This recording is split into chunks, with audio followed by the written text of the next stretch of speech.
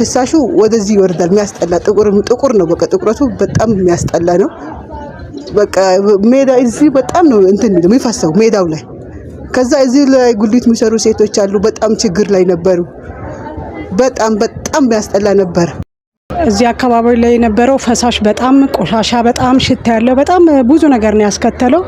በህዝቡ ላይም በህፃናቶች ላይም ማለፍ እስከማይችሉ ድረስ ነው እና እኛም እዚህ ቢሮ ነው የምንሰራው እኔ አሁን እዚህ ቢሮ ነው የምሰራው እዚህ ውስጥ እንኳን ቁጭ ብለን መስራት አልቻልንም ነበር እዚህ አካባቢ የነበረው ችግር ኃይለኛ ፍሳሽ ከቱቦ የሚወጣ ፍሳሽ አካባቢ ሙሉ ሞልቶ ወደ ታች ይወርድ ነበርና ከቱቦ አልፎ ማለት ነው አሁን እና በጣም ኃይለኛ ሽታ አካባቢ ሰው ይመላለሳል ተማሪዎች